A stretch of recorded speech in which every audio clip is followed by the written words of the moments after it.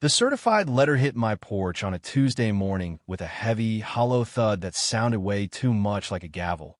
And when I tore it open, I saw a demand for $64,000 in back fines for a house I'd owned and maintained for 15 years, which would have been fine if I actually belonged to their damn association. I'm standing there in my kitchen. The steam from my coffee hit my face while I stare at legal jargon that read like a bad fever dream.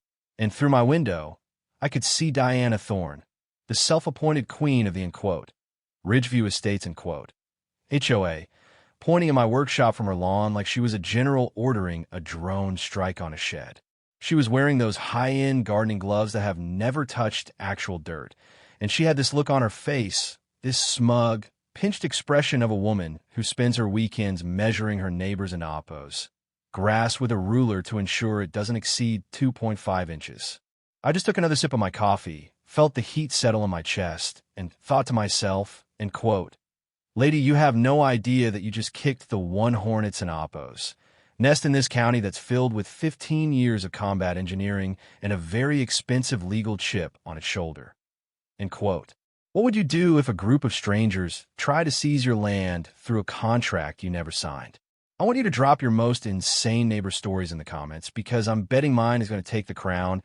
And before we get into how I burned her empire to the ground, let me know where you're watching from. I'm curious how many of you are currently living under a suburban dictatorship.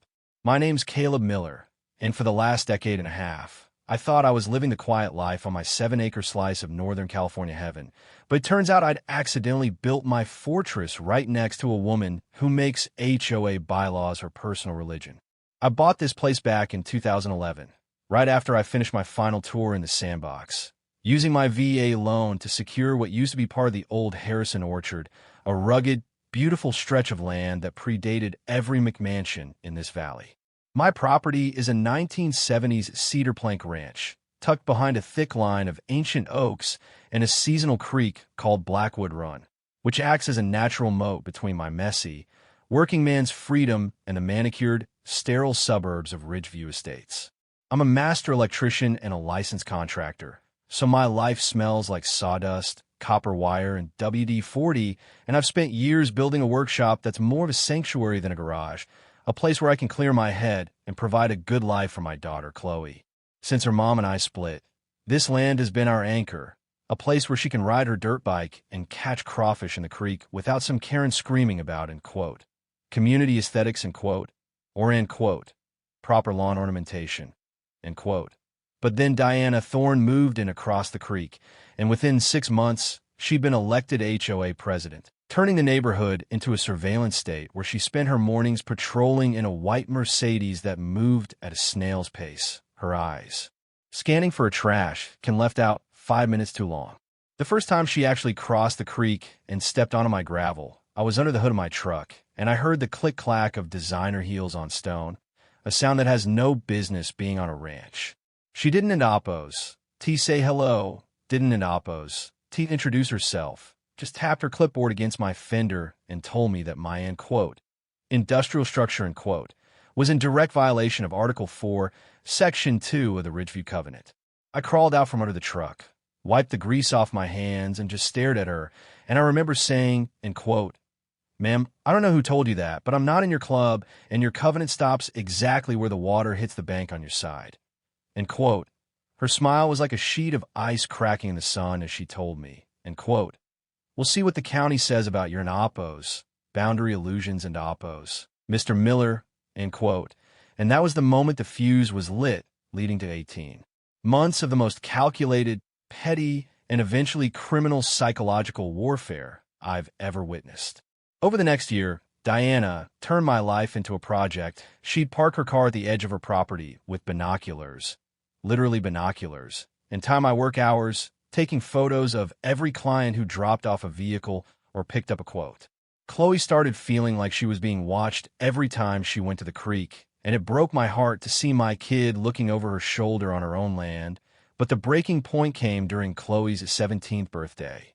We had a small bonfire, some music at a reasonable volume, and a few of her friends from the high school soccer team. But Diana called the sheriff's office 4 times in 3 hours, claiming there wasn't, underage debauchery and hazardous fire conditions, When the deputy showed up for the 4th time, A guy I'd actually done some wiring for. He just sighed, grabbed a hot dog, and told me, end quote, "Caleb, she's losing her mind over there, but if she keeps filing these reports, I have to keep showing up.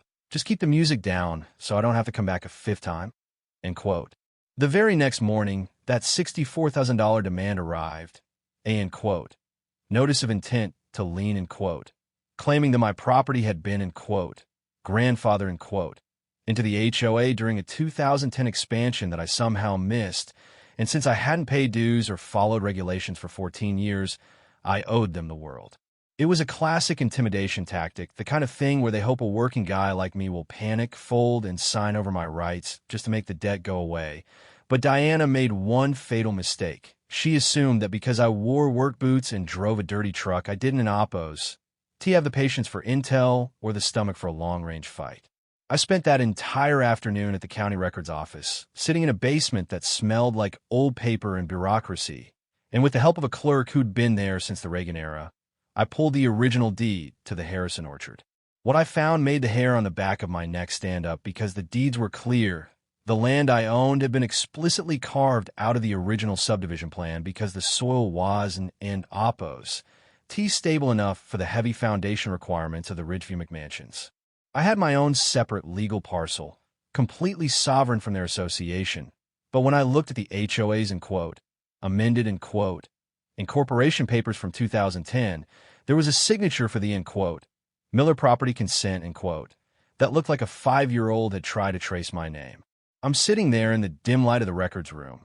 Realize I'm looking at a forged document that was notarized by a man named Julian Thorne, who, as it turns out, just happened to be Diana's brother-in-law and a local real estate attorney. The audacity of it was breathtaking. They'd literally tried to steal my property rights through a paper trail they'd manufactured in a basement, but they didn't in oppose. T stopped there, because a week later, Diana launched her, end quote, media offensive, end quote. Suddenly, there were flyers being stuffed into mailboxes all over the valley with my address on them, warning people about an, end quote, unlicensed, dangerous contractor, end quote, who was, end quote, endangering the community's power grid, end quote, with, end quote, illegal electrical modifications, end quote. My business phone started ringing with people canceling appointments, and I lost a $10,000 kitchen remodel in one afternoon because a nervous homeowner didn't end oppose. T want to get involved in, end quote, neighborhood drama, end quote. I caught Diana's husband, Marcus, a guy who looks like he's never done a day of manual labor in his life, sneaking around my fence line with a can of orange spray paint, trying to mark out a new, end quote, property line, end quote, that would have put my entire workshop inside their jurisdiction.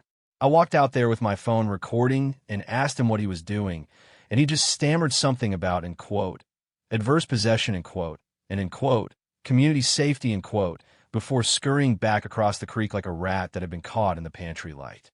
That was the night I called Janet Vance, an attorney who specializes in land rights and has a reputation for being the, end quote, HOA slayer, end quote, in this part of the state. And when she saw the forged documents and the photos of Marcus trespassing, she didn't in oppose. T just take the case. She looked like a shark that had just smelled a chum bucket. She told me, end quote, Caleb, they aren't in oppose. T just trying to fine you. They're trying to force you into a position where you have to sell the land to them for pennies on the dollar so they could develop it. Diana's husband ISN and oppose. T's just a neighbor. He's a silent partner in the firm that's trying to build Phase 4 of Ridgeview. End quote. The pieces of the puzzle clicked together with a sickening crunch. This wasn't an oppose. T about grass height or, end quote, community standards, end quote. It was a predatory land grab disguised as a suburban dispute, and they'd used their positions of power to try and crush a single dad they thought wooed an oppose. T have the resources to fight back. Janet and I spent the next month building a, end quote, war room, end quote, in my workshop, and we reached out to the families who had lived in Ridgeview before Diana took over, discovering a pattern of harassment that was chilling in its precision. We found the Rodriguez family, who had been forced out of their home 3 years ago after Diana buried them in fines for a, end quote, non-conforming, end quote, wheelchair ramp they'd built for their son, and we talked to the elderly Mrs. Gable, who had been crying herself to sleep because the HOA was threatening to take her house over a, end quote, discoloration, end quote, in her roof shingles. Diana had turned the neighborhood into a profit machine, using her brother-in-law's notary and her husband's development connections to, end quote, cleanse, end quote, the area of anyone who didn't and oppose. T fit their high-equity vision, but while she was busy playing queen, she didn't and oppose. T realized that her subjects were starting to talk to the guy across the creek. The psychological pressure was intense. I had county inspectors showing up at my door every 3 days for, end quote, anonymous, end quote, complaints about everything from my septic tank to the way I store my lumber, and every time, they found nothing but the harassment was designed to wear me down. I'd wake up to find roofing nails scattered in my driveway, the same kind of nails I used in my business, making it look like I was the one being careless, and I even caught a figure on my security cameras at 3 in the morning trying to pour bleach on my oak trees. It was a level of malice that I had and oppose. T seen since my time overseas, a domestic insurgency fought with clipboards and chemical weed killer, but it only made me more certain that I wasn't an oppose. T just fighting for my land anymore. I was fighting for the soul of the community. The climax of this whole disaster came at the Ridgeview Annual General Meeting, an event Diana had turned into a, end quote, tribunal, end quote, where she planned to publicly vote on the foreclosure of my property, and she'd invited a local news crew to document her, end quote, cleanup of the community, end quote. She was standing at the podium in the community center, looking regal and triumphant, showing a PowerPoint of my, end quote, dilapidated, end quote, workshop and talking about how, end quote, the integrity of the Ridgeview dream, end quote, depended on the removal of, end quote, uncooperative elements, end quote. I walked in late, wearing my work clothes and carrying a thick leather binder, and I remember the silence that fell over the room as I walked right up to the front, and Diana looked at me with this smirk and said, end quote, Mr. Miller, this is a private meeting for members only. Please escort yourself out before I call the authorities. End quote. I just smiled, looked at the news camera, and then looked at the crowd of neighbors, many of whom looked terrified to even catch my eye, and I said, end quote, you're right, Diana.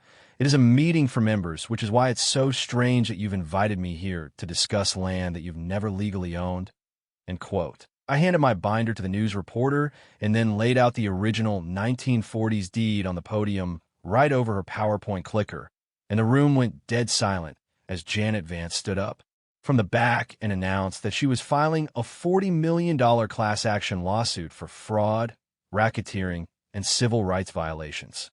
We played a recording that Chloe had captured on her phone a week prior, a recording of Marcus and Julian Thorne discussing how they were going to, end quote, split the profit, end quote, once they cleared my parcel for the new condominiums, and the look on Diana's face was like watching a building collapse in slow motion.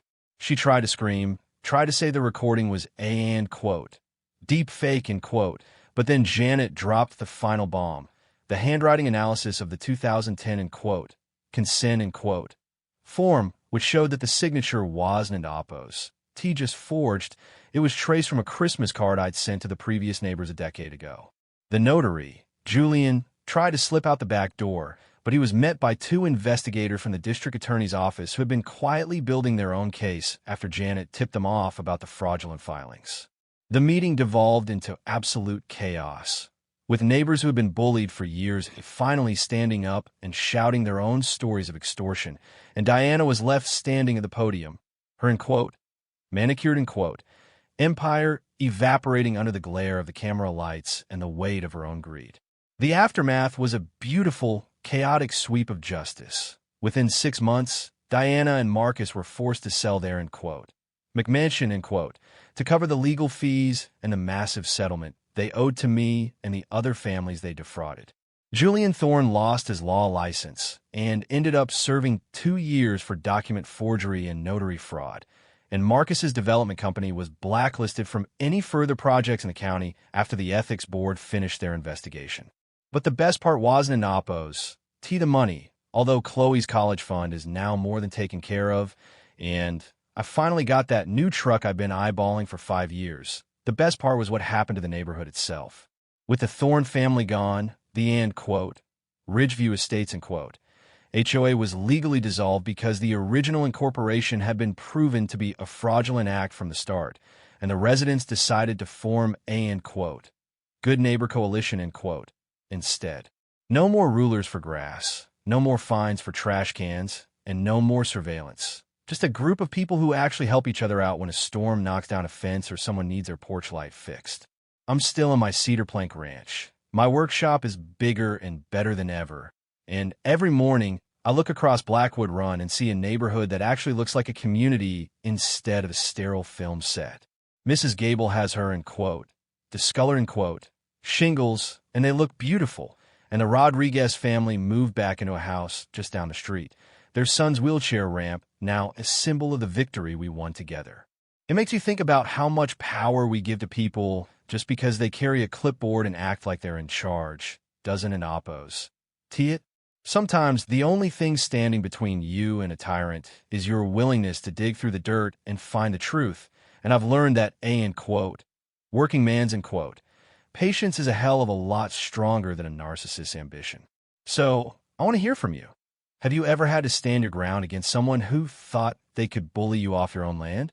Was it a neighbor, a boss, or maybe even a local government official? Do you think I went too far by recording them? Or do you think people like Diana deserve everything they get when their house of cards finally falls? I'm reading every single comment because these stories remind us that we aren't and Oppos. T alone in the struggle for a little bit of peace and quiet. If you enjoyed this takedown of a suburban dictator, make sure you hit that like button and subscribe, because I've got a dozen more stories about what happens when you try to mess with the wrong veteran. And next week, we're talking about a guy who used a 1,000-gallon septic tank to settle a property line dispute that will leave you absolutely speechless. Stay sharp, stay sovereign, and I'll see you in the next one.